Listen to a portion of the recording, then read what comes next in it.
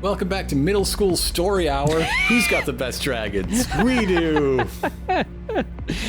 Whichever one was drawn with the most amount of gel pens. Right. Hello, Chadley. When you feel that you are ready to begin, please proceed to the newly reconstructed combat simulator. Hone your skills against these constructs so that we may stand together against Shinra. Chadley's always out here now, so you can get whatever remaining things you need to get. I've cleaned him out. Cleaned this dude out. I will be here if you I require love that anything else. Chadley At is all making times, I am fights remotely analyzing your that are combat harder data than and anything in the monitoring your game. progress. Yeah.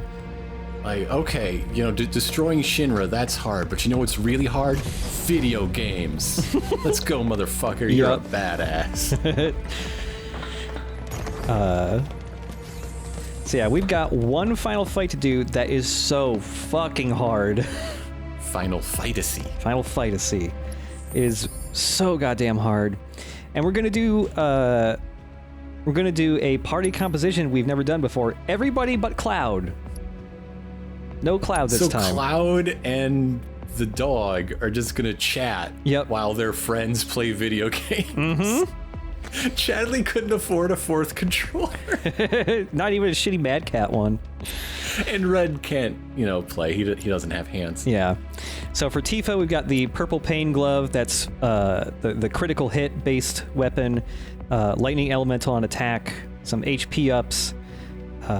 Some stuff to make her block better. Some stuff to boost ATB gauges by doing commands repeatedly. She's also got the ATB boost materia, just in case needed just a bit more ATB to stagger something just in time. Parry, and also 2 luck up materia, 1 max and 1 almost max to make those critical hits happen even more.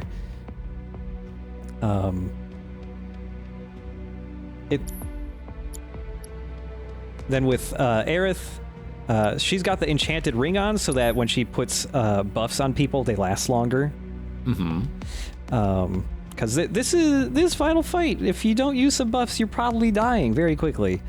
Yeah, aside from that, there's a couple different elements we need to bring in with us, mainly lightning and fire. We've got barrier on Magnify to protect everybody at once. We got some new enemies in this we're going to have to scan. That sucks. That sucks. It's only 1 new enemy, technically. But it is still forcing you to bring that materia when you could have brought something that helps you fight it. I hope for the next game that, like, assess becomes some type of skill everybody can learn instead of it being a materia. Because it basically takes up 1 slot the entire game. Yeah, Aerith also has fire and a max out elemental on her armor, so that fire attacks will heal her.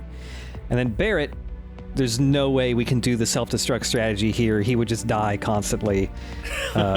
He's going to be a backup healer with just the normal healing materia, using the EKG cannon to give him some decent magic, some higher MP. Still keeping his HP up pretty high with an HP up. Lightning on an MP absorb. And yeah, he's just kind of going to be backup support a lot of the time. He's not going to be a huge damage dealer during this. I mean, he will be huge. He will be huge, but... and he's bringing Carbuncle along with him. This is a really useful summon for this one. Yo, he scratched that noggin. Tiny little guy. Top-heavy little fella. Very unstable. Yeah. Strong necks on those things. It's a miracle he can walk. And yeah, of course, everyone's got revival materia as well. He's also got the healing necklace on so that he can heal a bit better since he doesn't have the greatest magic stat.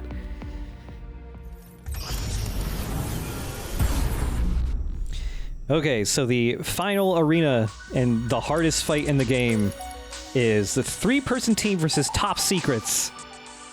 Ooh. This is 5 fights in a row with a reward called the German word Götterdämmerung?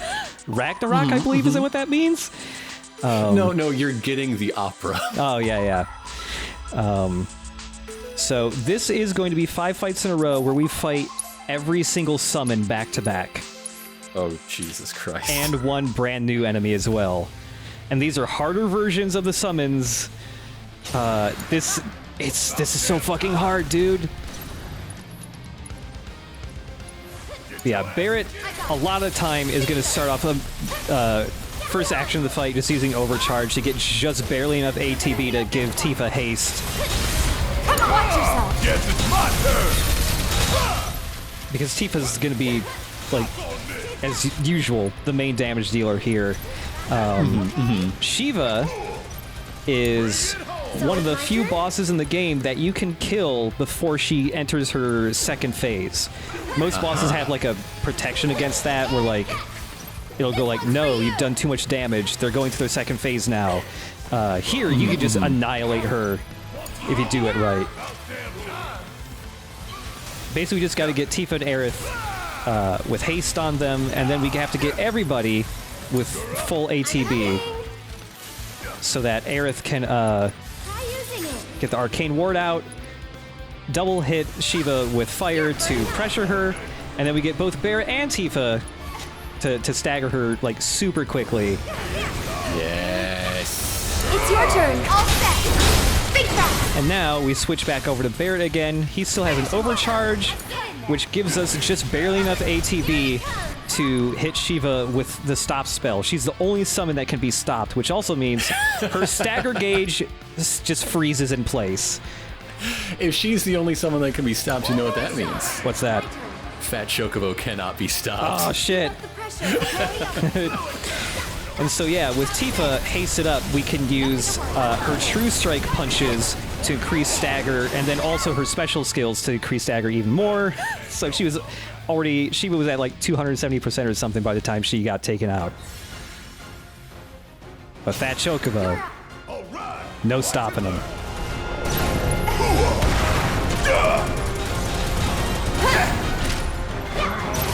I'm counting on you. Don't think you'll walk away. Watch yourself. I'll show you what I can do. And yeah, a lot of these What fights... if the Chocobo's not that fat? What if it's all feathers? Oh. What if Fat Chocobo took a bath? Would he be like a fluffy cat that gets all sad and tiny looking? Like, Tifa's kicking, but she's not hitting anything because her legs aren't long enough. Yeah. So it's my turn? It's almost like armor. He's just got a big head. Big head, skinny body. He's really tall. He's just a stick figure under all that. It's all feathers. Yeah. Here goes.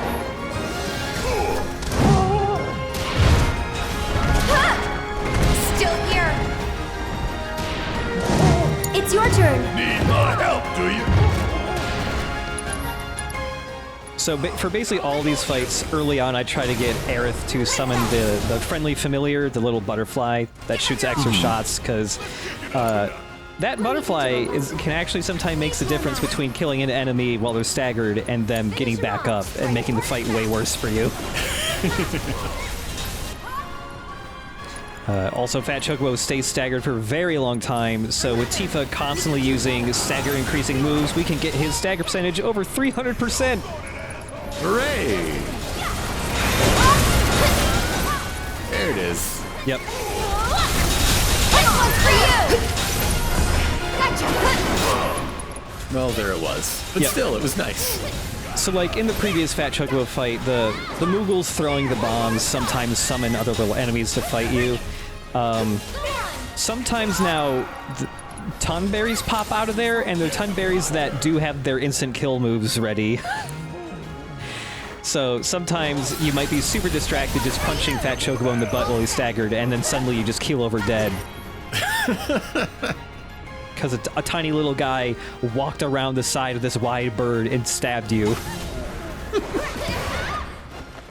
I read about that in the news every single day. It's a tragedy. It happens way more often than you'd think. Yep. See you around. I'm just trying to remember the order. Is it Leviathan next? Yep. No. Yes. Yep. Okay. So yeah, Shiva and Fat Chocobo they're tough, but they're pretty manageable. Once you get to Leviathan, it really picks up in difficulty.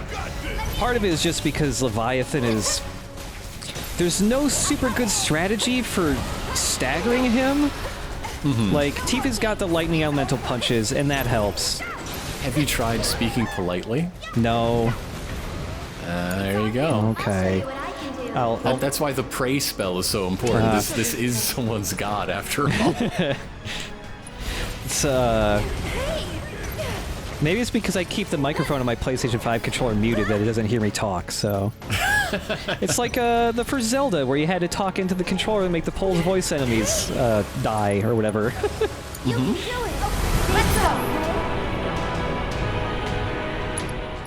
So yeah, like, you can hit with lightning spells, and that helps with its stagger meter a little bit, but really you just gotta hit it a lot and hope you get lucky and it gets pressured, which seems to be a bit of a random factor based on how much damage it's getting.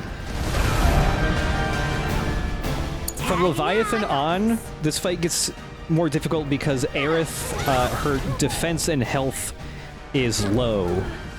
And so it's pretty easy for her to get, like, three-shotted by some enemies. It becomes more and more of a factor as you get deeper in. Yeah.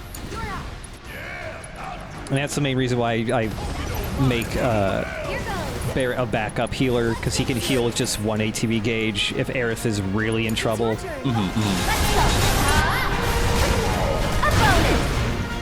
One strategy that makes Leviathan easier, though, make sure everybody's really close to him, because all of his attacks are super easy to avoid if you're close.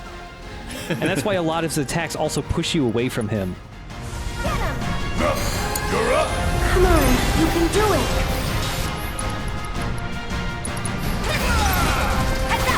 One more shot! Leviathan still looks so cool. He looks great, man. I wonder, like I mentioned before in the first time we fought Leviathan that he was like one of the tech demo pieces for the original game, and I wonder if he got extra care just because he was such a big part of making the original game look cool to people. I think it's because he's just the coolest dragon. I know some people in 6th grade who would agree with me. Well, if you told that to 6th grade me, I would be like, fair enough.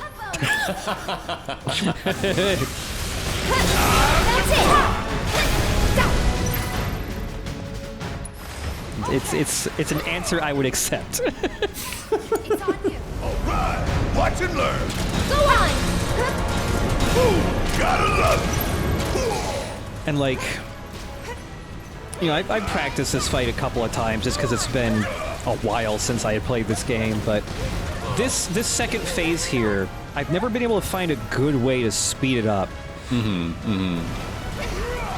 it's like Tifa can reach the other weak points on Leviathan whenever it gets a little bit lower to the ground, she can jump up and reach it, but like, even with lightning spells, it just takes a while to fill up its stagger meter. And the fucking tornadoes making... constantly accidentally shooting at the tornadoes and having them blocked by attacks. It is possible to actually kill Leviathan before it goes to its second phase, but you really got to have like a limit break ready. A lot of things got to line up for you. Yeah. Tagging out!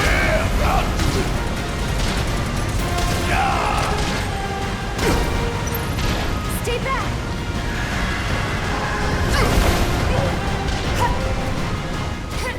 Also, I'm saving my summon because even though, you know, usually you can summon once per fight, but for these arena fights, you can only summon once per arena.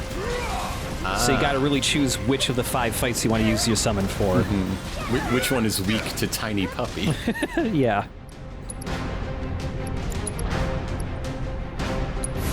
Coming at you hard and fast! And I was hoping to get like a cool finish on Leviathan here, but I kind of just pelted it with tiny bullets until it kind of anticlimactically fell out of the sky. There it goes. If it works, it works. Yeah. You're safe.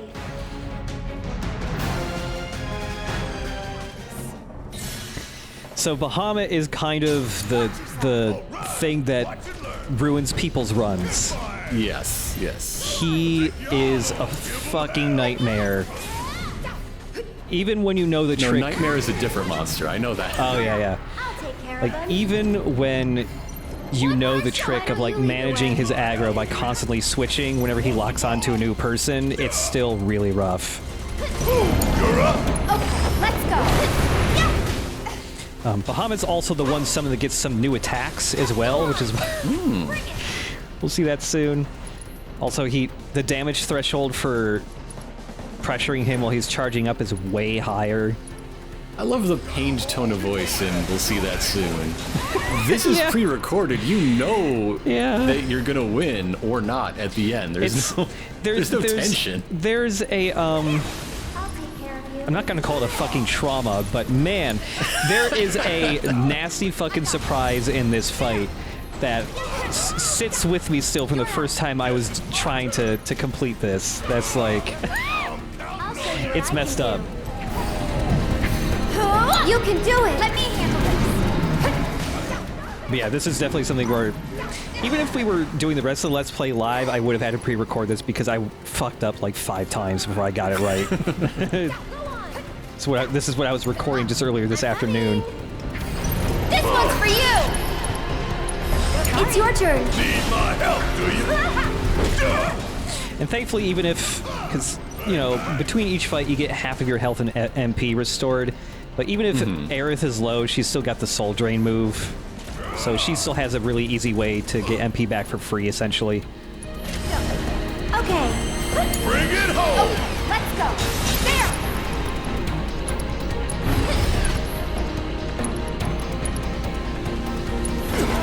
Check out this shit right here. There's no other down. Get him. Imagine how unstoppable Tifa would be if she didn't have to do that psych up bounce before Star Shower. If she could just zip around instantly, no startup. But also how kind of badass it is that he's like, yeah, I'm standing underneath the ass of the King of Dragons, but I'm still gonna do this my way. Yeah. Don't let him stop us. Lend me your strength. You've got this. Let me handle it. Go on.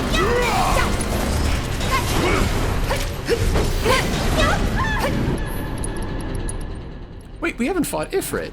Is Ifrit the end? So Ifrit you get from Jesse as a free summon, you never fight him. Oh, that's right, you never fight Ifrit. Yeah. You're up. Yeah, I'll do it. Which is a shame. I would have liked to fight it to Yeah. I mean, that's the fought sort of Ifrit. thing that I'm sure, even as a player, I'd be thinking, like, oh, is this how they squeezed in an Ifrit fight Right. in this secret Coliseum? Yeah. And of course, you can fill the pressure gauge a lot faster if you're animation canceling with Tifa's parry slide, as usual. So I mentioned that this fight has some really fucking nasty surprises in it, and once you get Bahamut to half of his health, you might suddenly notice, wait, why is he charging up? This is a different charge-up animation, and guess what? He fucking summons Ifrit. Ah, yes! Yes! God, the first time I was playing this, I was like, oh, after dying to Bahamut a few times, I got him halfway. It's like, okay, I'm making really good progress. This feels like the run. And then he just stops and boop, here's Ifrit out of fucking nowhere. They're roommates, aren't they? Yeah, they totally God are. damn it, they are. That place smells disgusting. Oh, yeah. Speed things up. Bahamut has a wall scroll. Ifrit only eats ramen noodles. It's bad. So yeah, now when you have to deal with a souped-up Bahamut with Ifrit constantly on your ass, it's really hard. And that's why Aerith has fire linked to elemental in her armor slot, because that means if Ifrit ever tries to punch Aerith, she just gets healed instead.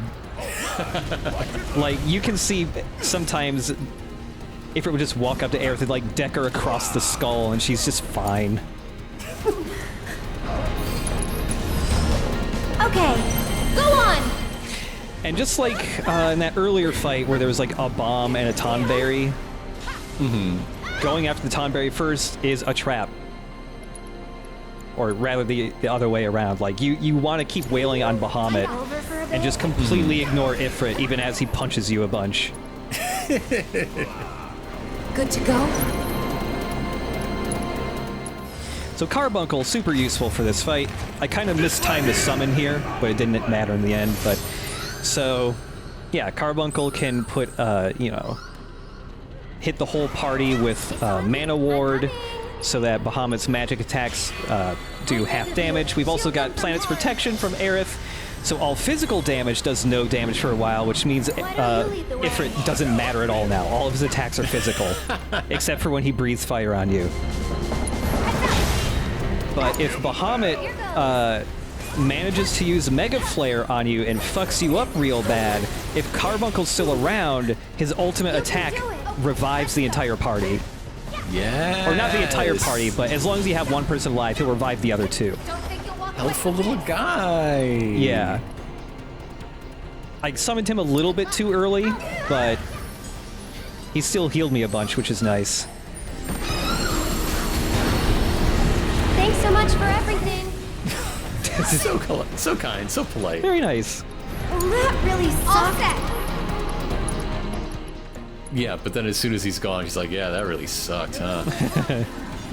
So yeah, Two-faced, Aerith, you're two-faced. I wasn't able to stop Bahamut from using Mega Flare, but I just barely in time got Mana Ward on to cut the damage in half, because otherwise this is basically a party wipe. Man, I trained for this. You trained to get nuked by a dragon? Kept you waiting?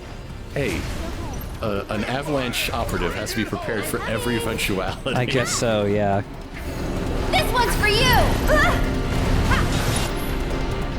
And also, even if Mega Flare had really messed up my party without Mana Ward on, both Tifa and Barrett's weapons have Reprieve on them, so they would have survived with 1 health point at least. So it's my turn? Still not the greatest, because then Ifrit could just walk by and punch you in the back of the head and you're dead for real, but it's still possible to recover from that with 1 health. There's one other trick here with Bahamut. Like, if you are using Tifa with the parry materia, it is possible to let your 2 other party members recover and heal and get ATB gauge, because she can slide so fast that Bahamut's aggro will stay locked onto her, and you can just do circles around him while all of his attacks miss. Think fast! You ready?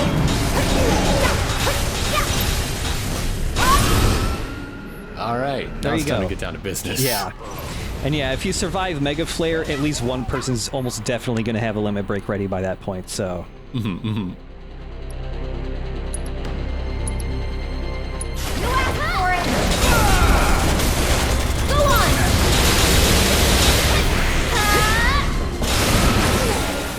So Ifrit's health is linked to Bahamut, so when he dies, he loses a lot of health. Damn, yeah, okay. He was also just caught in the crossfire of a lot of random attacks, so he was taking damage from that too. But yeah, let's scan him just for the heck of it. It's the only place you can fight Ifrit in the game. He gave humans the gift of fire. How's that going for you, huh? So yeah, he is weak to ice. He looked real goofy in the original game. Yeah. I think he might have looked better with smoother horns. Yeah. And yeah, all the moves he has are just the moves he has when you summon him, so you know what you're getting into there at least. Your turn. Guess it's my turn.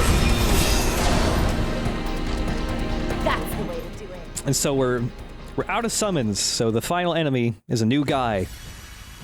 Hey, new guy. So this is kind of an Easter egg boss here. This is a prototype version of a giant mech you fight in the original game very late into the story. I'm counting on you. It had a different name back then. It was called the Proud Clod instead of Pride and Joy. Maybe this'll help. So yeah, this is the actual giant mech you fight in the original game. Much bigger than this one. This one's little.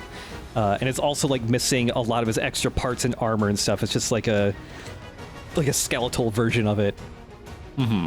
Yeah, weak to lightning. Honestly, this guy much easier than the Bahamut fight from before. This is almost just like a, hey, here's a cool new fight, and it's you can chill out a tiny bit. Like, he's still difficult, but not the same as a Bahamut and Ifrit duo. Get ready. That'll do. Yeah, the big thing with Pride and Joy, he has giant fuck-off lasers that can annihilate you. He can gun down Aerith in cold blood. So can a lot of people. They just choose not to. Yeah. Want some more? Give them hell! Let me handle this. He's got a move where he essentially just belly flops on you. That's almost definitely an instant KO if you get hit by it. And his other big thing is that once he gets pissed off, loses like half of his health, he will try to grab your party members, and then he'll just hold them in his hand, and they're essentially out of the fight for a while. He'll just carry them around, and he'll keep, like, crushing them with his hand, and when he does that, he, like, absorbs health from them and gets healed. And then once he gets tired of holding a party member, he'll lock onto another party member and just throw them at them, and possibly one-hit KO both of them. This guy's got a sense of humor. I support this. Yeah. But it is possible to take him out in a way where he can almost never get any attacks in, and that's when you knock him down, his arms and legs become targets, and every time you destroy one of them, it increases his stagger gauge a bunch. And Can you take over? like, even after you blow up the leg, you can go back and blow it up a second time. So if you just keep wailing on him, like, the instant he stands up, you can make him fall over again. Yeah, I mean, this is a classic wrestling story. You just keep working the same joint. Yep. There's no escape. Ha!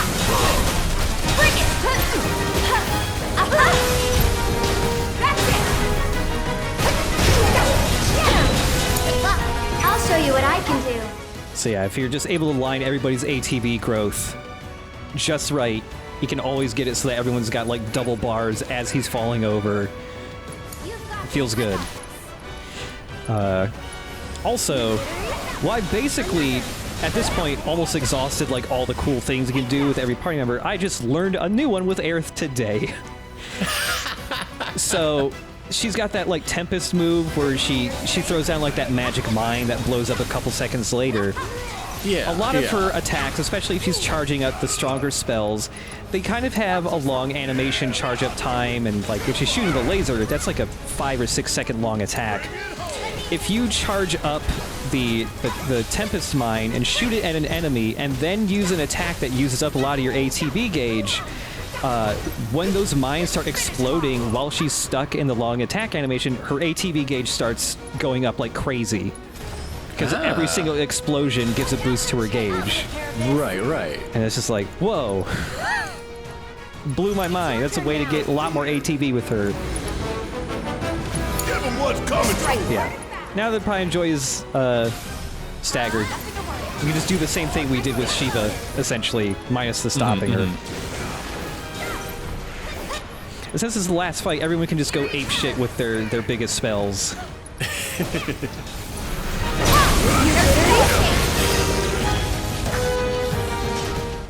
Night, big guy. Good night. Moving on then. And so yeah, we get an opera as our reward. Yep. You've completed the ring cycle. Congratulations. So, in the base original Final Fantasy VII Remake, this was the final fight. With the DLC that we'll be getting into next episode, when you complete that DLC, it actually adds one new, even harder arena fight to this. So we'll be going to that much later on, but I'm excited for that one. That one's pretty fun. Gotta show off that Aerith tech. Yep. Well done, Cloud. Wait, he's congratulating you? You've managed to fully tap into the potential once locked within you. Now that my research is at long last complete, I believe that it's time I told you the truth about myself. I'm my own mother. I'm not human. I'm a cyborg created to serve as Hojo's assistant. I was given knowledge and power beyond that of a human. And it fucked But me I up was real robbed of bad. free will, bound to obey the whims of my master. But when we met, Cloud, I sensed something within you. Something I knew would allow me to break free rectangles of my means chains. cyborg It in the does. visual By identifying language. and studying a subject with infinite potential such as yourself, I could adhere to the directives imposed upon me, all the while pursuing my plans for independence in secret. Your combat data provided me with the vital information that I required to enhance my basic functionality. You turned This is the Chadley into result. a real boy. Through my research and with your assistance, I have freed myself from Hojo's bondage.